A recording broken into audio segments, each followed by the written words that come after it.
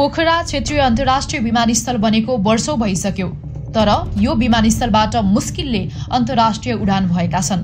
घाटामा गएको यो विमानस्थल खासमा चिनिया ऋणमा बनेको थियो र त्यही ऋणको बोझले यतिखेर नेपाललाई थिच्न सुरु गरेको छ। यो विमानस्थल बनाउँदादेखि नै भ्रष्टाचार भएको कुरा त महालेखा परीक्षकको प्रतिवेदनले नै देखाइसकेको छ। सबैभन्दा चिन्ताको विषय त यो विमानस्थल बनाउँदा लिइएको चिनिया ऋणको छ, जसको ब्याज र सावा समयमै तिर्न सकिएन भने विमानस्थलको के हुने हो भन्ने चिन्ता छ। तपाईलाई थाहा छ, पोखरा विमानस्थलका लागि चीनसँग ऋण लिने सम्झौता गरेका थिए तत्कालीन प्रधानमन्त्री केपी ओली र उनका अर्थमन्त्री विष्णु पौडेलले। विमानस्थल बनाउने चिनिया कम्पनीलाई कर छुट दिने निर्णय पनि केपी ओलीले गरेका थिए।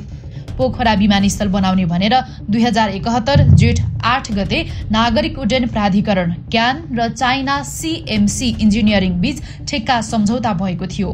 क्यानका तत्कालीन महानिर्देशक रतीश चन्द्र लाल सुमनले हस्ताक्षर गरेको सम्झौतामा सीएमसीले 1 अर्ब 36 करोड 37,32,589 युआनमा विमानस्थल निर्माण गर्ने भनेर उल्लेख छ।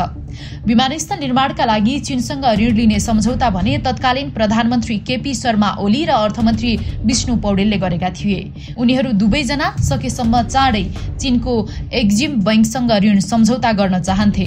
सम्झौता अनुसार एक्जिम बैंकले 1 अर्ब 2 करोड 28,10,000 युआन ऋण उपलब्ध गराउने, ऋणको पहिलो 25% ब्याज नलाग्ने, बाँकी 75% मा वार्षिक 2% ब्याज लाग्ने उल्लेख छ।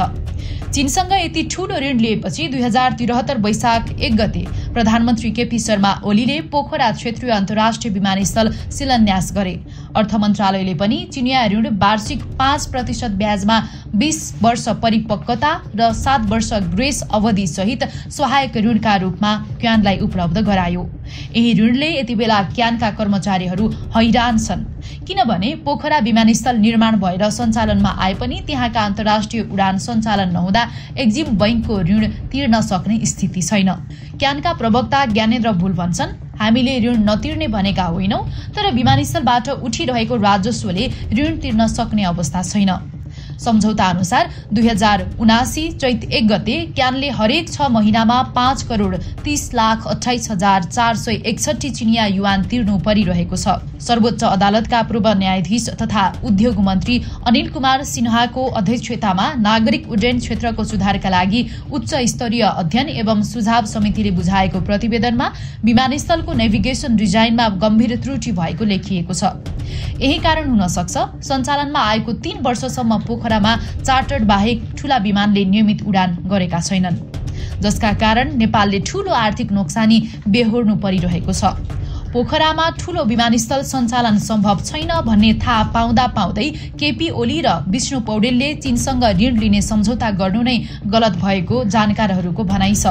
यति मात्र कहाँ हो त, केपी शर्मा ओलीले दोस्रो पटक सरकारको नेतृत्व गर्दा चिनिया कम्पनीलाई कर छुट र उपकरण तथा निर्माण सामग्रीको आयातमा भन्सार तथा अन्य शुल्क लेभीबाट छुट दिने निर्णय गरे। बालुवाटार स्रोतका अनुसार केपी ओलीले कर छुट दिने निर्णय गर्दा करोडौं रुपैयाँ घुस बुझेका थिए। कर छुटको यो निर्णयले पनि नेपाललाई करोडौं राजस्व घाटा भयो। महालेखा परीक्षकको 60औं प्रतिवेदनमा पनि कर छुटको विषयमा प्रश्न उठाउँदै लेखिएको छ। पोखरा विमानस्थल निर्माण गर्दा कर छुटको दुरुपयोग भएको देखियो। यसले राज्यलाई अनावश्यक आर्थिक भार पारेको छ।